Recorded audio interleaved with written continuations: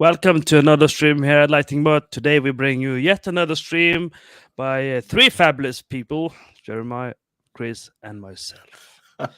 uh, in that order, maybe. I don't know. I was really thinking about it. But today we're going to talk about troubleshooting, whatever that might be.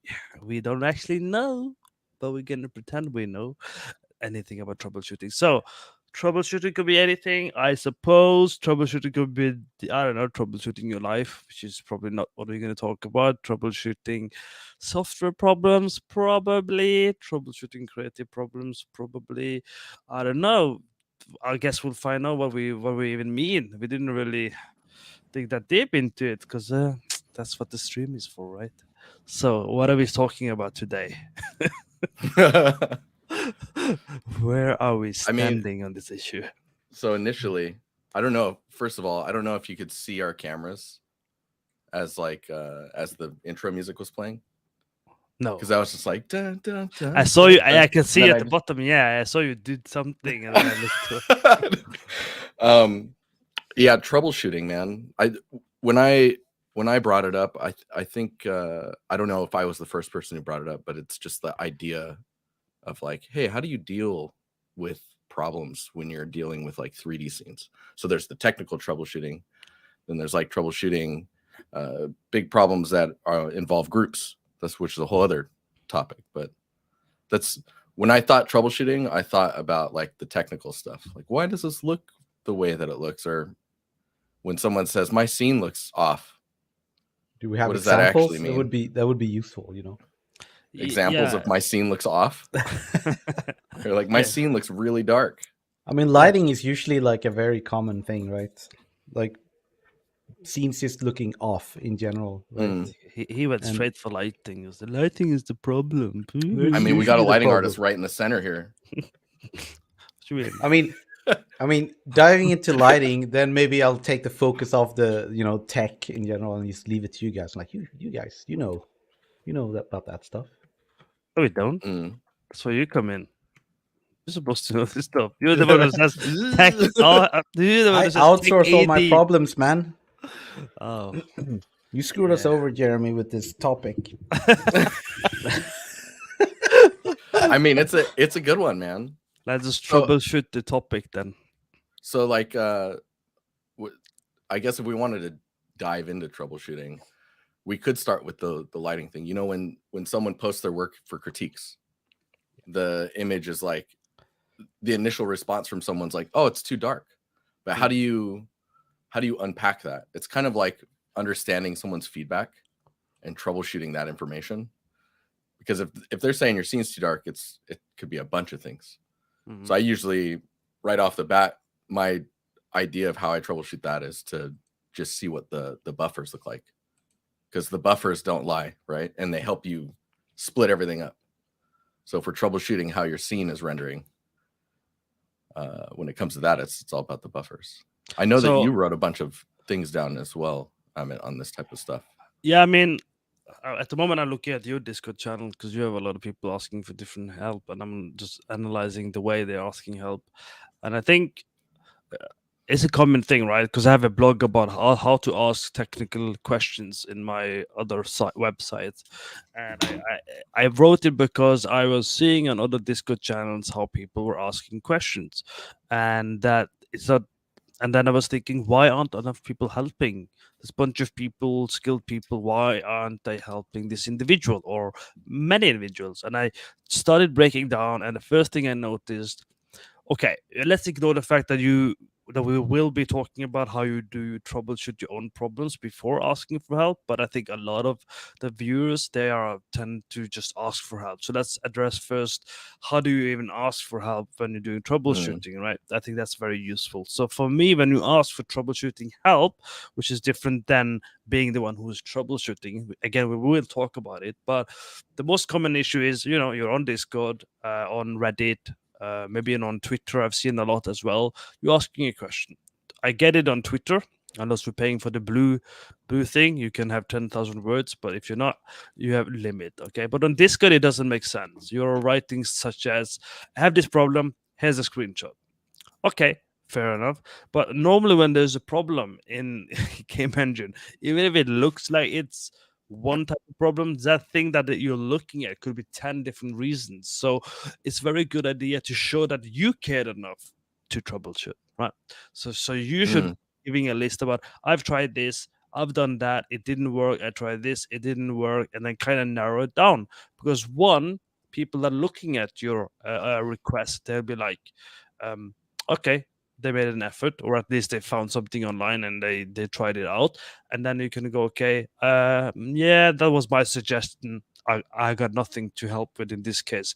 At least you're saving people the problem and the time it takes to offer you help, and the fact that you will definitely going to reply, well, I already tried that, right? If you already tried that, you yeah. can mention that. And that happened recently when I was with one of my students, and he only specified he did 5 different things, and I didn't think about it at the moment because it's my student, so it doesn't really matter. But then I thought, then he said he already tried that, and oh wait, I should have probably pointed out what are the 5 things you already tried, and then I could have given another suggestion. So that's my quick summary for now about it's a long topic, but I'll let one of you to take over on that. But that's generally how do you ask a good question.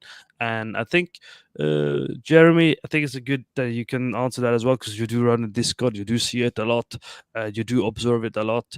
Chris, you do the streaming lately, you probably have a couple of questions as well, but they're more like general questions. So, how do you have any advice for people like when they are trying to ask someone for their time, because that's essentially what you're doing, you're asking for someone's time, not solution but time.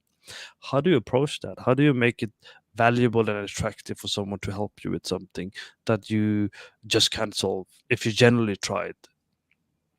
Well, in general, I would say it's quite important to read the manual, so to speak. Like they're usually like if you're dealing with a lighting problem like Lumen, right? There's usually like the technical guide or documentation on how to build something to work for Lumen first, right? That's just the baseline. Like everybody expects you to kind of just read how a thing works, and that the thing that you're working on is made to spec.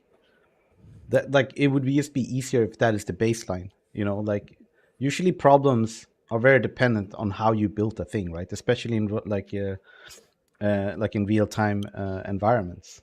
Mm.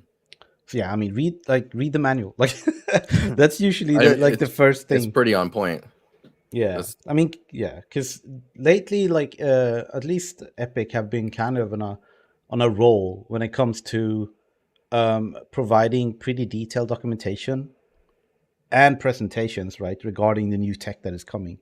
And if mhm. you keep up to date on those, then you will know what the problems are, like the problem areas and how to build a thing, right? Yeah, or like Um, current limitations.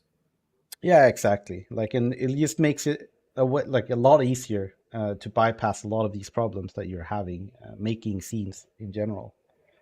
So yeah, that would be like my main thing. And then obviously, like um, when you're asking for help, right, you really need to just provide all the details that you can, right? Like usually, like a screenshot of your environment doesn't really work, right? Like if you have issues with the ambient occlusion, for example, when it's in motion, or like the GI or something, in motion, and then you're posting a screenshot, then it's just not very helpful. So it's better to just like, okay, do a quick GIF, or like a video and showing the problem, and then detailing like this is how you set up your scene, this is your lighting setup, and this is how you built the meshes, right? And then you have enough information for people to go on. Yeah. uh, in general, I would say. Otherwise, usually most of the replies usually end up being like, "Could you provide more information?" Like that's usually like Yeah. the Yeah, next thing. Yeah, everybody's just like, "Provide more and information." if people have been around for a long time, like veterans, I guess in that sense, when they see a question like that, if it's pretty easy to go, oh, it's this, they answer. But if it's like, could you provide more information, or they can feel like it's going to be a big dig into a topic, it's very easy for someone who does it professionally all day to just go, I mean, I just came back from work doing this all day, and I don't want to look at troubleshooting channel. I just want to hang out in general chat. Yeah. It does take some effort, though. Mm. The ones I like a lot are the ones that provide me the links of the stuff they looked up and they tried it. So it saves them the time to write, but it gives me an opportunity to just quickly look at it, and then assuming it's easy, if it's obviously a link such as I'm not going to mention a specific type of link, but it's often those troubleshooting links, and then there's a lot of comments, and it's just one comment further down. That's what you need to try out. Obviously, you should give me a general idea what to look for in the links. But if it's on the top and you try that one, that gives me an idea of what not to help you with, and what to focus on, and also narrow down. Right. Another thing I've noticed a lot, which is common more in Unreal now, but it's very common in the Unity service as well, is Unity has different pipelines to choose from. Unreal now has even more pipelines to choose from. If you just put the screenshot on, or even a video, and you don't tell me, is it lumens, is it ray tracing, is it baked, that's the problem, is it Unity SDRP, is it built-in rendering, is it, what is it? Because they all are very different and requires different solutions. So if you don't provide that information, that's also like a question. So if you don't do this, you're essentially telling someone who wants to help you, and then they have to spend the time thinking about all the questions, and they're like, I don't want to, man. I'm just gonna go play Diablo 4. Screw this shit, I'm done, and then you don't get the help. So I think that's the key thing. I think. What do you guys think? Yeah, I fully agree. I was gonna say, like, when it comes to troubleshooting, a lot of the times it's asking yourself, like, so I'm actually looking at our troubleshooting in the Empire right now, and there's a thread about like re-importing a substance painter asset, and all of the textures are messed up. And when you're wanting to post about something like that, not to call out the specific thread, it's a good example of like this type of topic we're talking about. It's asking yourself, what happens when you re-import a mesh into said asset? Like, if you're in Substance Painter, when you re-import an asset, what is happening? Like, what is happening in the background? And that's kind of where, Chris, your documentation kind of comes in, right? So it's like, how do I deal with UVs? Does it? Yeah, it does reapply all the strokes. But if someone doesn't know that the strokes in 2D view don't get reapplied, then they're completely confused as to what is happening, for example. So it kind of goes back to the documentation that you're talking about. Or like when you import an asset, like, did you know that Substance Painter reads multiple UVs, but by default, it only reads the first UV set. It still retains all the other ones, but it only reads the first one. And there's all this like weird, like nuanced knowledge that if you don't read the documentation, or it happens to not be in the documentation, then you kind of are at a loss as well. I think there's a couple of things to point out as well in terms of that. Is one, not everyone understands the documentation, because often it's written by very technical or programmers, and it's very, what the fuck is this saying? I don't get it. You're with so you're giving it an effort, and then obviously not everyone speaks the same fluent language either, which is the second issue, right? I do want to ask you two as well. When you do troubleshooting, I don't know how much you look up YouTube videos now to look for troubleshooting, and also the people watching, because I think Arthur's point was interesting in terms of if you're looking for information, and I'm just curious generally.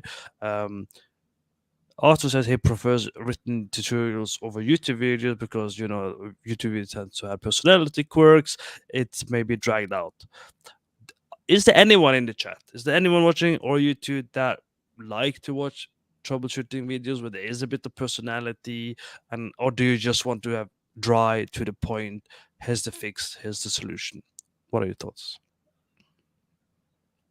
Man, for me, it's dependent on what you're trying to do. If it's for work, you want it now. You want it quick. And usually I would just lean on, like, because I'm in AAA, you would lean on the department that it's relevant to and see if like they know, right? I don't know. If it's troubleshooting, I prefer like quick answers or like reading articles or forum I usually go posts or text. whatever. If I'm trying to learn something fundamental like a design or something, I prefer more personality, because then it's also about delivering the information at the right pacing to make it more impactful. But that's not what you want. You don't want drama when you want to troubleshoot something, you know. You don't need to get to the get some kind of revelation in that sense, you know.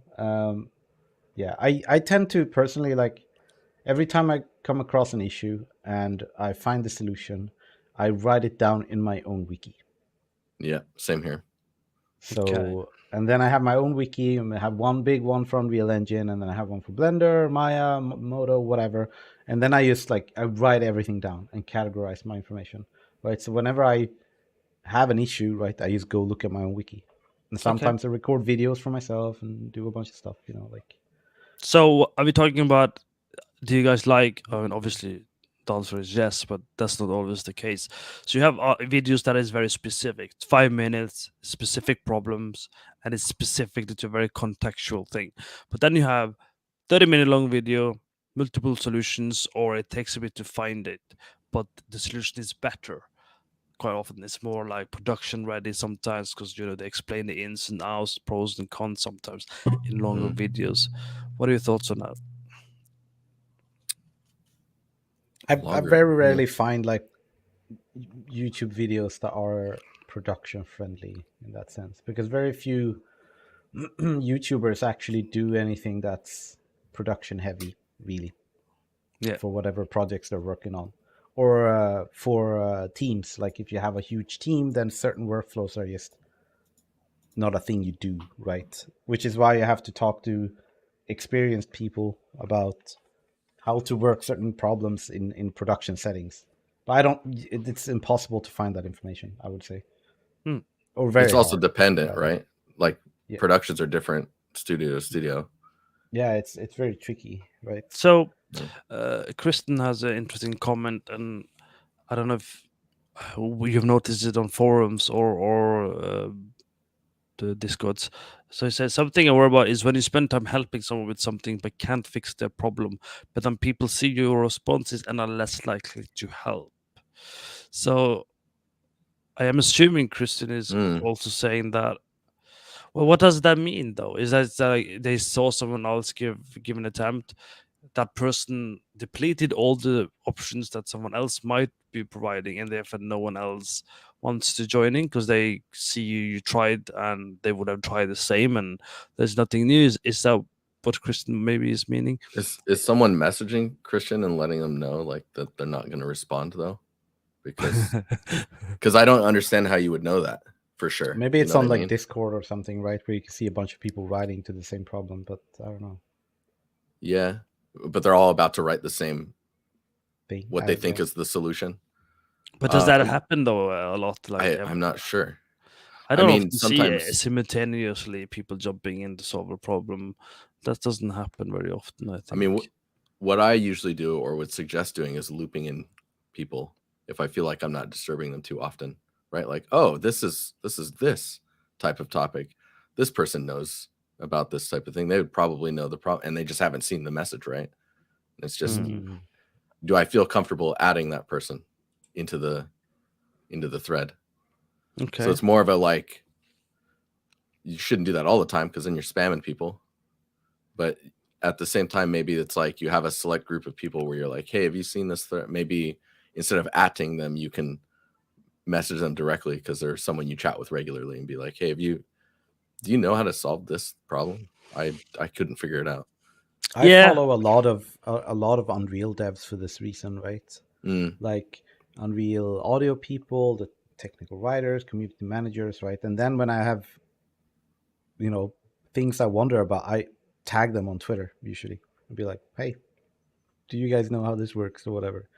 It's been very helpful. And then I started joining, because I do a lot of game development, right? So I join game development specific discords as well. Where they focus on so like if you join something like Experience Points, right, it's too big, right? There's too many people and there are too many subjects and stuff, but like sometimes it's good to have more specific communities that are more like willing to help and like engaged. Usually smaller communities, like gather a pool of people that you trust, kind of thing. But I think as professionals, I think correct me if I'm wrong, I think most of us do it. I think Jeremy, you kind of you mentioned it as well. We tend to DM close friends or former colleagues or someone we know would answer the question, right? So we wouldn't necessarily I wouldn't necessarily go to like DiNusty Discord and ask for help in public. I would, probably message you two in private or some other people in private and say, hey, do you know how to deal with this, right? I think that's the level you end up with because you want quality, specific, trusted help versus bunch of people just hopping in and you don't really know their level of experience. You don't necessarily have the same level of trust. Do they understand, the same level of production? You don't really know that, right? Is that something you think is recommended even for indie developers or students or juniors to do? Because I think if everyone does that, then we have a problem. The Discord servers, they die out because no one's active on the server anymore because everyone is just meeting people on the server and then they start to ask help in private. And that's where I think it is somehow connected with what Kristen is saying, because I have noticed people are asking and then there's always someone says, normally the person who asks for the help, they go, can I DM you in private? Because the person is maybe trying to help and they want to get out of the public and they want to do it in private. Have you guys noticed that sometimes? I've noticed that a few times. I've seen it a few times where they want to take it to DMs. Is that a good thing, or do you think it delays the troubleshooting as a group, or do you think that's beneficial? I mean, at the end of the day, the important thing is that the person figures out what's going on, right? Or figures out their problem. The only downside is if people were able to, they wouldn't have access to the knowledge of understanding what happened or like how it got fixed, if it did get fixed. Which, by the way, Discord's not great for searching that type of stuff. Like you're typing into forums are much better for like holding that information.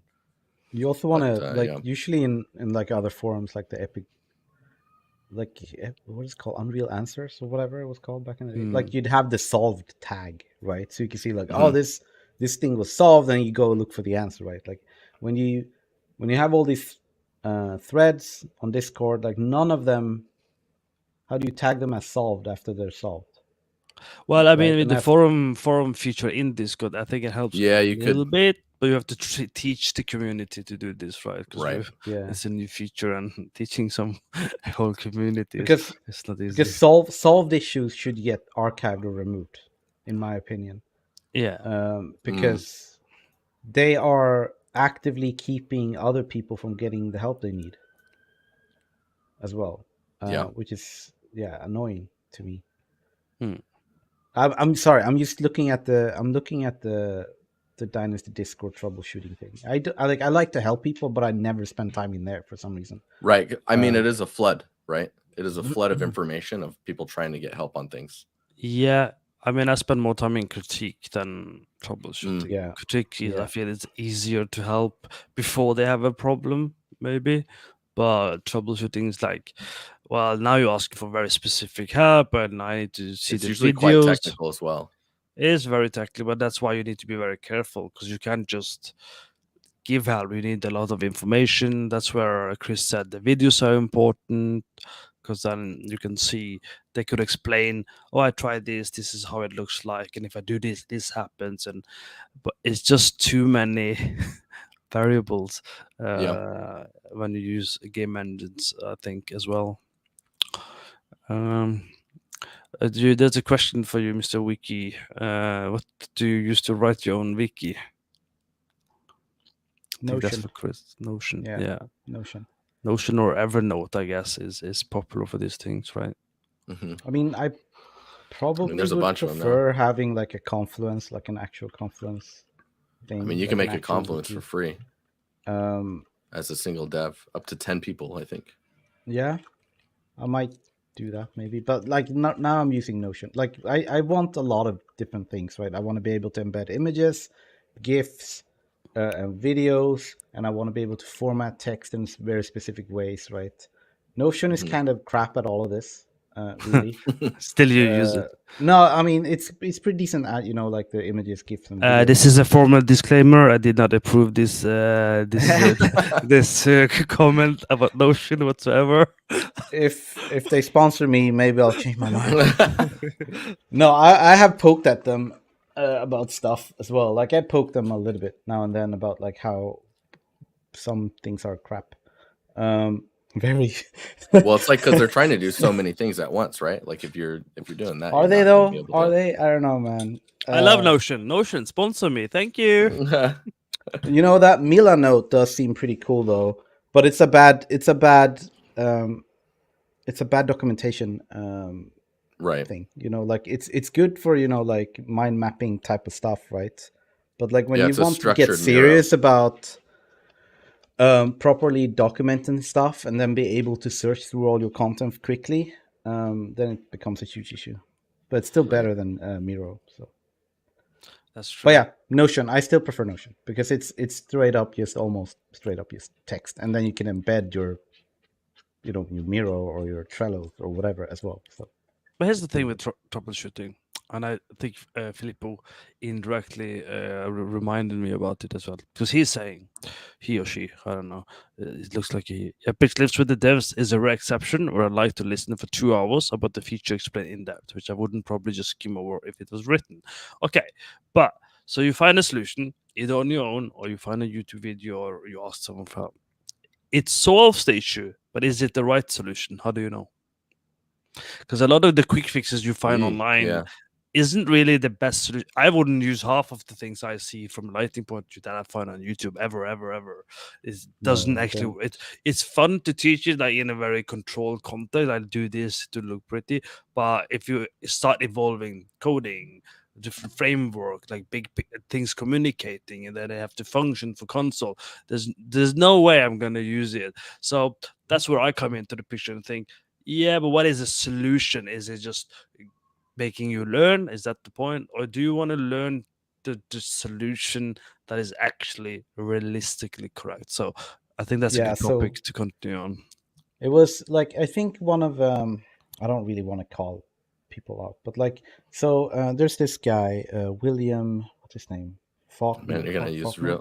real names too. Yeah. Yeah. No, I mean he has a YouTube channel, right? It's super popular, right? Hmm.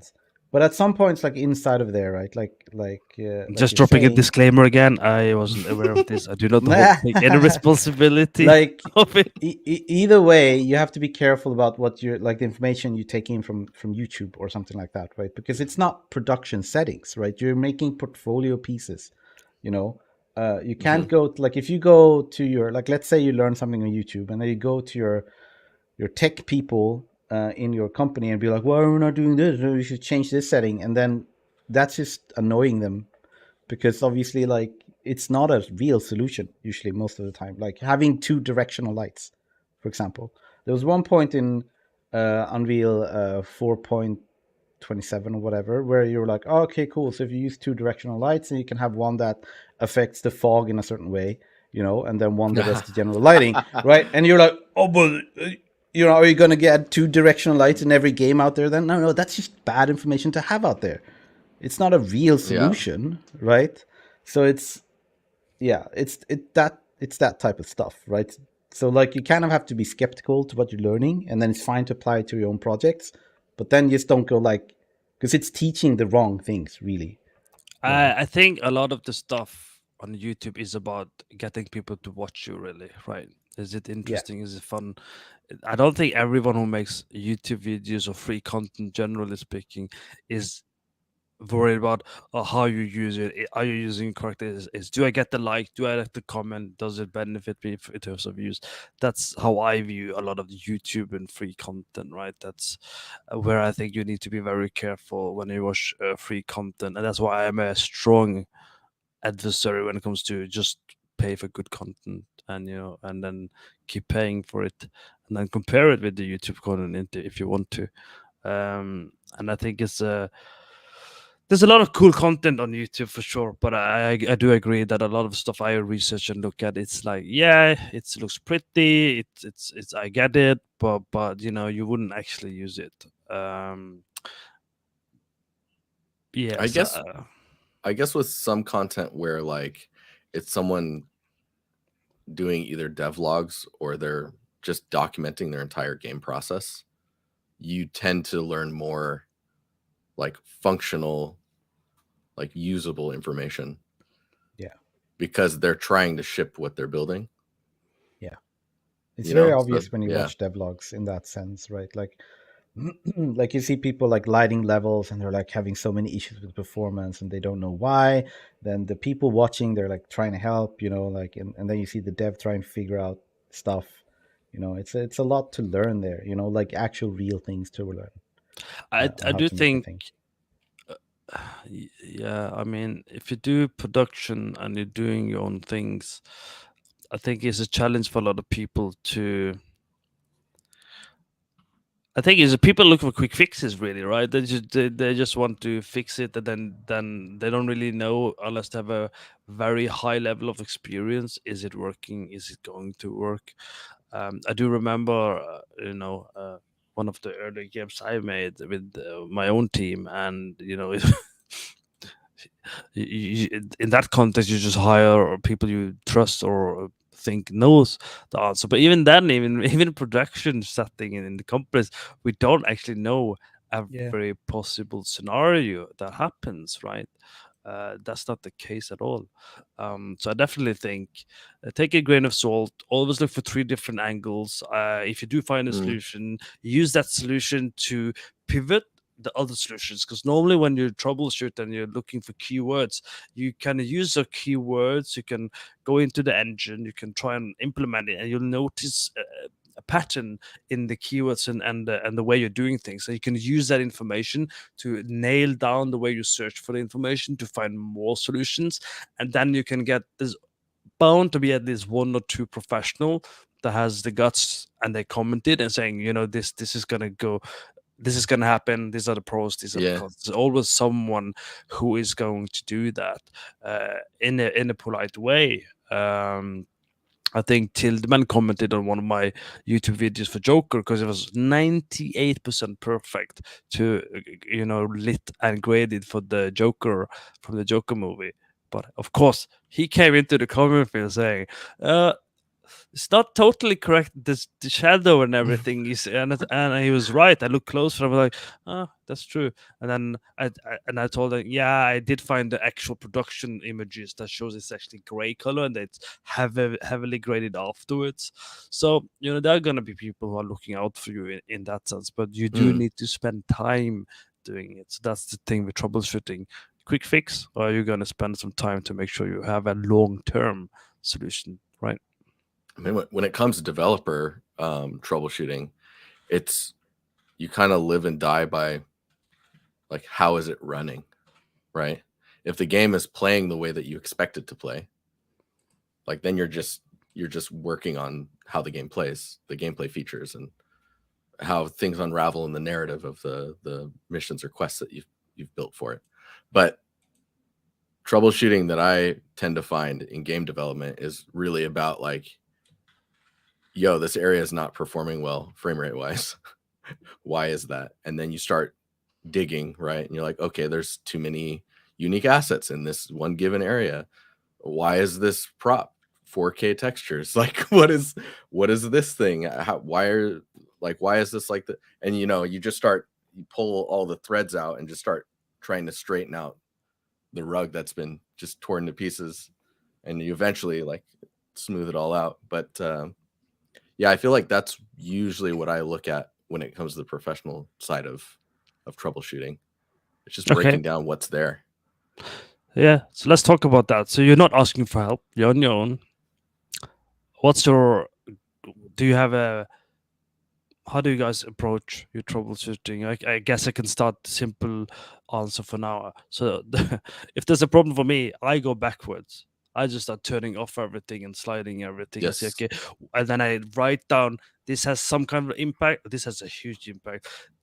this is doing something, but it doesn't necessarily relate directly to what I think is the problem. But often that is the solution. It's like the last thing that doesn't directly has any impact to your lighting or shading is often the problem, because you think has zero to do with your work, but then suddenly somewhere in the code it does, which is very often in production setting with the coders doing stuff and the tech team doing stuff. You're like, no, my lighting, my stuff is perfectly fine, and then there's a line of code added that has nothing to do with you, but it does something to your work, and you have to figure it out. So what's your approach to that? Are you doing the same way? Wait, how do you know that it's affecting it in a poor way? So the way I work, I take a lot of recordings and screenshot, and I look at a lot of my work across a year. So it can go 6 months later, and I look at the image. That's not how we signed off on. I'm like, there's something happened. So the lighting has changed. Yeah. So then I have to go to Perforce. I have to talk to the team, and I go, okay, something happened that someone thought didn't affect my workflow, and it did. I want to know what happened. Yeah. So that's how I know. For dev stuff, I tend to like the first thing I do is check if I'm GPU bound or CPU bound. Like if the problem is for the GPU or CPU, right? So generally, like if you're like using Unreal, for example, you go like stat unit, and then you can see like, all right, cool, is this on the game thread or is it on the render thread, right? So if it's on the game thread, then there's something happening with like in general, stuff that's using the CPU. And then if it's on the render thread, right, it's GPU bound, right? Okay, so you have very high milliseconds on the render thread. So then you go like stat, and you go stat GPU, right? And then you start looking at shines. You start looking at like where your costs lie, right? And usually when you're using like Unreal and you're just propping a bunch, you're probably going to see like lumen probe update something, or like shadow depth costs, for example. And it's essentially already there. You're starting to like point out like what the issue is, or like you would have visibility culling issues, right? That just means you have too many objects in the scene, and it's spending too much time trying to calculate what should be or should not be seen, right? So I usually start there, and then right as I work, I also like make sure that my outliner is categorized properly. So I would put everything in folders, all the lights per area, all of this categorized. So then it's just easy to just like unhide stuff in different areas, so you can see like, okay, unhide the gameplay layer, for the interactable objects, and you go like, oh, boom, big performance issue right here. Like you got a bunch of performance back when you hit that. Something's wrong, right? In there. And then since you're already done that, then you're like, now you don't have to like spend so much time actually clicking every object in the scene, right? Everything's already organized in a way that you can easily untick everything. Yeah, so you're streamlining your ability to go through content, like large volumes of content, quickly. Yeah, and then when you're like, I think it's important for every game developer to have like a base technical understanding of how a game is running, how it's rendered, right, and stuff like this, and that just gives you the baseline of what the problem could be in the end. The problem is that there are very few of these this information out there that's like palatable for people to like absorb in a good way, that are not too technical, essentially, and explained in a way with examples, maybe even from games, so that people can see it, like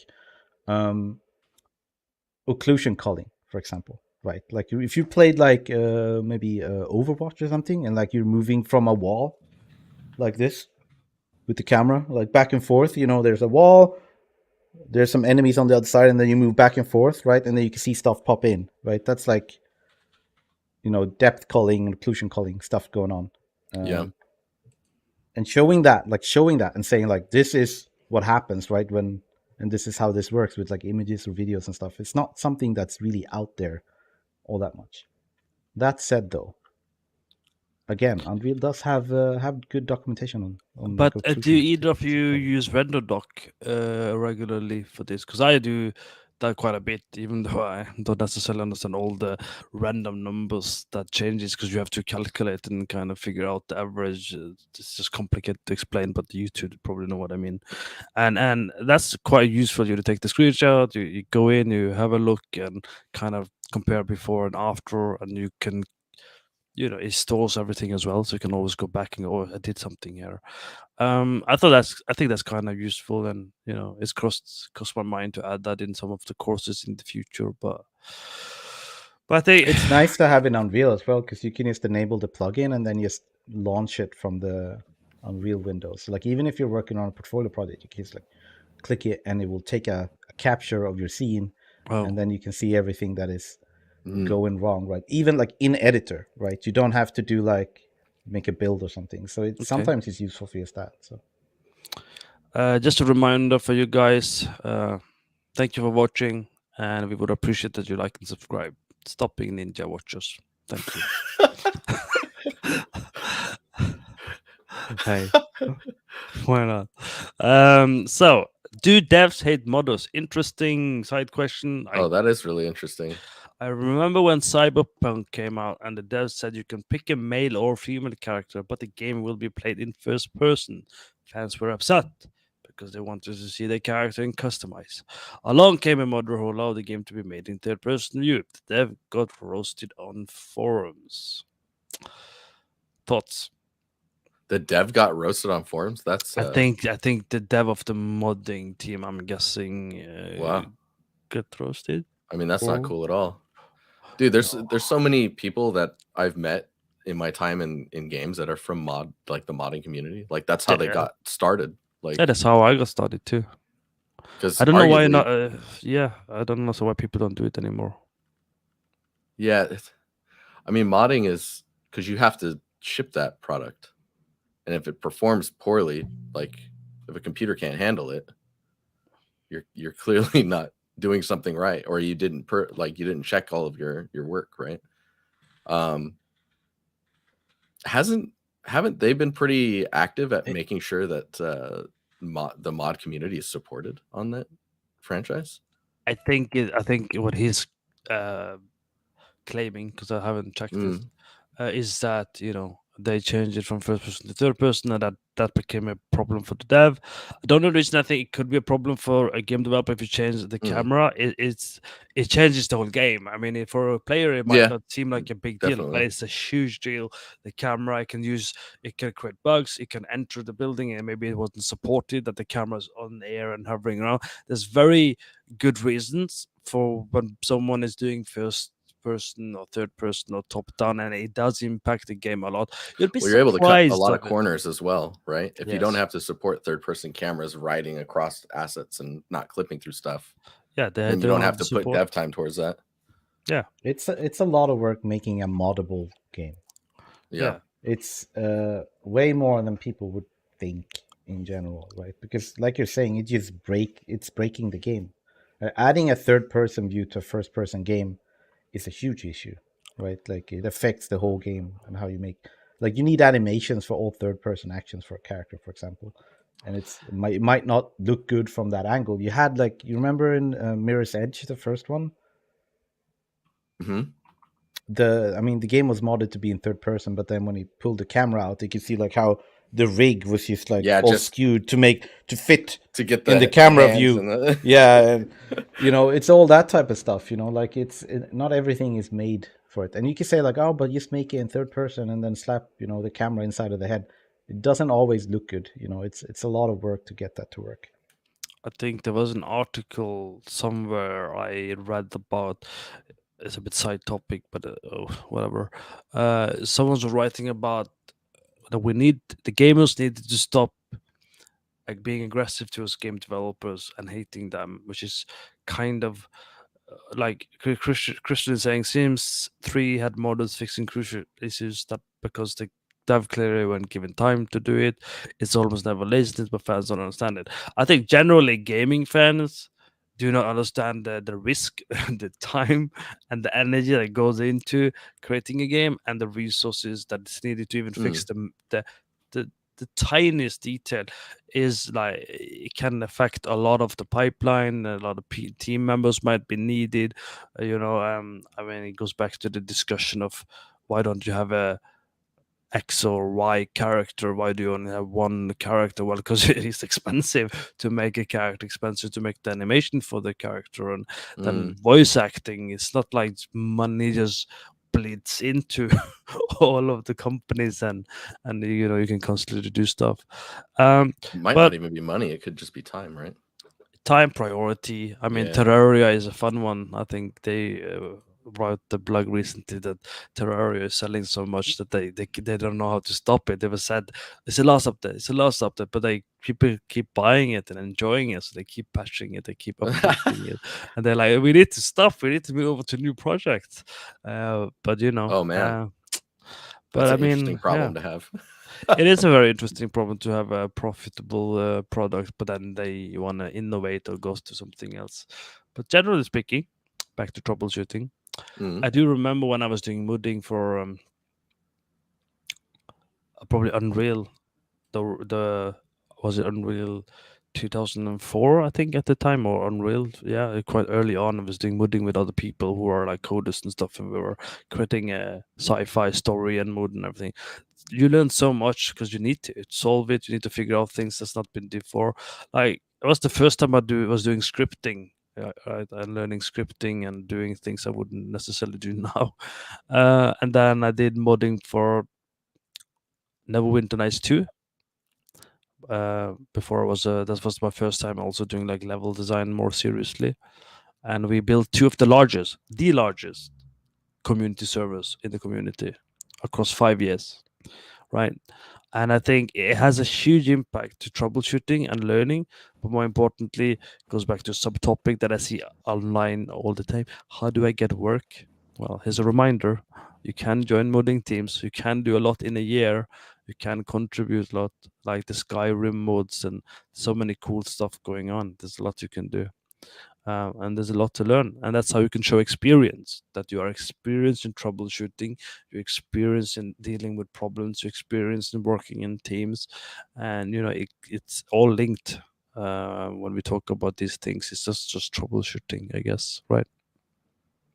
Yeah, you sometimes see troubleshooting in interviews as well, where it's like, oh, we noticed this thing in your portfolio that's like, what do you think about that? Or if you could fix it, how would you fix it?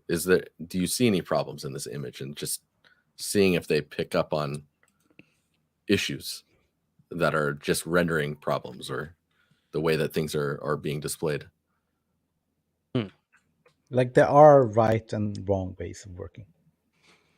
There are. Is there? There are. Yeah, there are. I mean, there definitely are, especially in game development, right? So like at least thinking about your process, right? And how it affects the game and how it scales is a good stepping stone, to just becoming a better troubleshooter as well, right? Especially thinking about the scale of things and, yeah. That's interesting. Like sorry, you can finish and then I'll hold on. No, go ahead. I don't. Because we were talking about scaling and troubleshooting, but I do want to address an ongoing thing that I think will be a problem, and I think it will be a bigger problem 50 years from now, because I always think that far ahead. That's just how my brain works. It's the AI, because I see a lot of people that use AI to make the scripts. They're using AI to solve a problem. But then what about your brain? You're not developing your brain anymore. So like, don't you think that's a serious issue to address as well when it comes to the ability to troubleshoot, the ability to create unique content? You're trusting AI to do a lot of the heavy lifting or quick fixes, but what happens a year from now? And your brain does it continuously. It's going to change your brain. I mean, we know for a fact that our brain changes if we meditate. We know for a fact we can train new brain cells. We know for a fact we can kill our brain cells if you don't do certain things, right? We know this. This is scientific studies for this. So I think that's a good last topic to address a little bit more, or semi-last, is AI and troubleshooting. What do you guys envision about that? It's funny that you bring that up, because someone was in chat right as we were starting asking about, or like dealing with coming up with a bunch of fake brand names, and I'm like, use AI for that. That was literally my response. But So you're the problem. Okay. yeah, Take the note. outsource the How would you making up otherwise brand do names. it though? Like usually you'd be like, you'd still look up words, right, and combine them with other words. So I don't really. In that case, I'm not sure. Is it that bad? So in that example, I think that's the perfect example of how I would use AI. But Yeah. when it comes to troubleshooting or building scripts and then, oh, it's not working, and then I don't know how to get the AI to tell me what is wrong. I say the AI. I sound like an old man. The AI. if I don't understand what's happening, how am I going to even be able to work with an AI algorithm to be able to solve it? Because I know 3D artists specifically. They are going to the chat GPT or whatever the main one people tend to use, and they're telling it, this is what I want to do, write me a script, and the script works. And you're sitting there, well, how do you know if you hire someone who's actually skilled versus they're using AI to do half of the work? I think there was this guy, this is just a side thing, just to give you a perspective of how it could become. There was this guy, he worked at a company, this is a real story. He worked at a company and he earned a fortune because he was just so quick and so efficient, right? But he spent most of his time just enjoying and chilling and everything. And many years later, apparently, they find out that he was outsourcing his job to someone else that was just smarter or faster. Now, imagine if that was an AI situation. So, I do think it's an issue. I do think it's a problem. Not on the sense that I am against efficiency. I'm not against productivity or working smart, but I am, because I used to teach professionally. I've spent a lot of time learning about very advanced level of motivation and psychology around it, and learning disabilities. And I do think as time passes, and a generation and the next generation, it is going to be a problem, and it's going to be like the movie Idiocracy or something, where the dumbest person of this time becomes the smartest person in another time later, right? Because we're not thinking anymore. Like, how many times do I just see people want quick fixes? How do I get a quick job? How do I get a quick interview? Like, there's only just people just want quick, and I do think it sounds like a good idea short term, but I don't think it enforces or builds your own ability as you grow older and older. It's going to be more apparent, but that's my thought on it. Yeah, I don't think I know where it's going to be able to. What I do agree with though is that, like, we need to basically maintain our ability to understand what we're doing, whether it's game dev or living. Right? Like, you need to be, if we had the ability to not have to read anymore and we could just consume all of the content like just directly to our brain, I almost positive everyone would do it. Like, because it's like just more in efficient. the Matrix. Yeah. Like, Chris is like, oh, I know collision. Collisions. I know it. I know them all.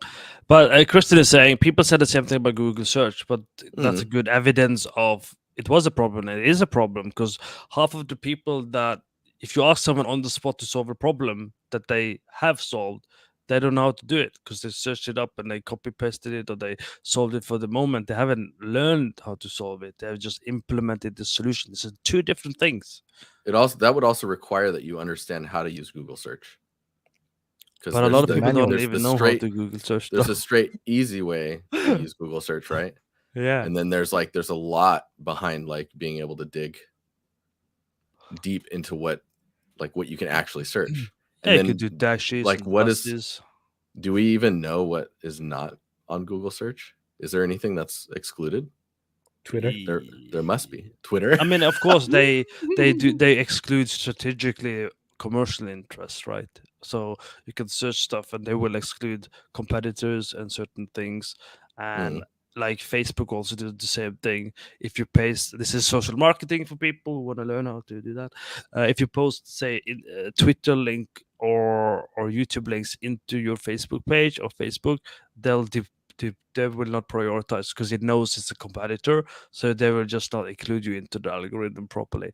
And then we do the same thing everywhere else. Every competitor has a code, they have a system, they have an AI that detects what you're doing, and then they treat you accordingly if it benefits them or not. So that's, again, it's a deeper topic, but it's part of the whole trusting the system, trusting AI, thinking, there is no system bias. It's a huge, complicated system. And when you learn about this from experts and they show you how it works and they can prove it, they go, oh. And people do cybersecurity. Most people do cybersecurity. There's a reason they never ever register on Facebook. There's a reason they never ever are on social media. Like most students that I used to have on first year on cybersecurity, because I was teaching game dev and cybersecurity a little bit, and you couldn't connect the on social media because this is one of the first things they learn about social media and early AI and automation and securities. They just understand it so much better. So they know how to avoid it. And like I don't know who I told, but my phone is giving me Diablo 4. And I haven't used my phone to search any Diablo 4. But that's what I'm getting on my feed. Did you see the Valve is not willing to publish any AI generated assets anymore to the... So like if they have a process, right, where you submit your game, right, and it checks the content and tries to find like if you've been using AI generated content essentially to make your stuff, and it fails their check essentially if it has. So like common workflows like or modern workflows, right, with like a concept artist maybe generating results from AI generation stuff and then painting it over into more polished working stuff, also fails even though they're painted over and stuff like this. So it's interesting. It's like Valve trying to completely like they're just like saying no to all of that, so they don't end up in like in a legal issue with, because they can't keep track of all the source materials coming from to train all these AI, right? So I mean that's a technology topic for another time as well, I guess, because it's like it's small things that people think it's not gonna harm in the long run, like KFC. Disclaimer: no problem there. Well, if you go to KFC and you're first in line physically, but if I go on my mobile phone, there's a long line, and everyone is there physically, I'll be put in front of the line. Yes. I do that all the time because they want you to use their phones. They can track you. They can advertise. They can do so much more once you're on the phone, right? So these things, I don't really like it because I want the choice and I don't want to be treated differently if I understand the implication of these behaviors, And we know this from the fact that we don't. How many telephone numbers do you remember now? When I was young, I could remember 25 of my friends, classmates, my home number. Now I don't even remember. I can hardly remember my own. Dude, I can still remember my first best friend's phone number, but I don't know any phone numbers now. Exactly. And that's just the tiny evidence of what does happen over time. And this wasn't even AI. This was just storing information on the phone. Yeah. So when we talk about troubleshooting, like we're getting close to the hour, but like Christian brought up the thing of like most artists can't write shader code, right? But they can make materials and textures. So in his opinion, it's about making things accessible and not shallow. And I was just writing in we have a little private chat that's going on the side of this our chat, and it's like what Chris is talking about when it comes to how games render and all that stuff. I'm AAA. I've been AAA for so long. And AAA? And when you're in AAA, you're basically molded to be a very specific role, right? Yeah. So I've been an environment artist this entire time. I haven't had to worry about like how shaders are written, and if it's like I don't even have to do the node-based materials. It's all done by tech art. I'm just making the content or propping a space. Maybe sometimes I'm not even making the props. So by specializing so much, I like wrote in our chat, I would learn a ton from what Chris is talking about when it comes to like how a game renders, because that's a huge hole in my understanding of how game development is. And it's directly affected by the fact that I'm I'm in a more like a very specialized scenario, whereas like going very broad would be a huge growing pain for me. And it's kind of like the longer I've been a developer, the more I want to go broad, because I just need to understand. I need to understand more, because But I that's how can't it used to troubleshoot. be. And it is how it used to be. Yeah. Like I Maybe should be going able back to, to it, I yeah. think. I think when I see what's happening, there was a split of tech art. You know, you had tech art split off from level art, or environment artists became technical artists, and environment artists separated, right? And then they support each other. But now it's like there's a reliance on tech art so much that you could say that a level artist is now relying on that part of their like exterior brain, if you want to say it in that way. Yeah, And I mean, yeah. there are Yeah. like, I mean, there are the roles where we have like technical environment artists, right? Yeah, we have That- technical lighting artists as well. Yeah, so it's Or technical But- level designer. in my opinion, everybody who works in game development should be technical, like But I in a way think- of like understanding how like a game renders, for example. Specifically for troubleshooting, right? Yeah, I mean, it- creation as well, I think. But I think Yeah. I'm not Oh, saying you definitely, shouldn't. yeah. I'm not saying you should go deep. I'm just saying like you should. Everybody should have fundamental understanding of how it works.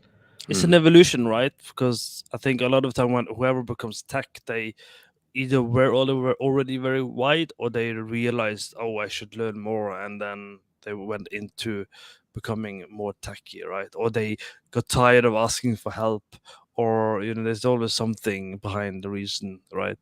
Yeah, but but yeah, dangerously wide, it's split, and now I feel like it's starting to. That has peaked. I think it's starting to fold the other way. does it make you feel the need to go broad because you mastered your craft? Ask Friedrich. Oh, interesting. You mean as being an environment artist? Yeah, in your case, yeah.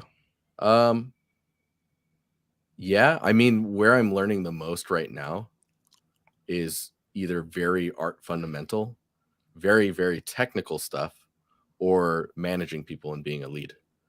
Those three things are like where I'm making the most growth. But I wouldn't say you're. I would say I'm more specialized than you, right? Because you're still pretty wide within environment artists. You still need to know quite a bit to be a good True. environment artist, right? I don't need to know half of your stuff to do what I do on a general level. Of course, if you want growth and opportunity, you do need to do more technical stuff. You do need to pick up more skills. So I started general because I'm a big believer of being generalist first. Okay, even when I was teaching at universities more actively, I was also, no, I know you can go at Ubisoft wherever and you can be special, but trust me, it's going to benefit more if you just take the time to be a general and then narrow down afterwards, because then it's quicker to narrow back, spread out again when you need Right. to. You need to go pivot back and or forth. go. Yeah. But that's difficult when you don't have a general knowledge, because then you're just chasing the unknown. And then by that time, years has passed.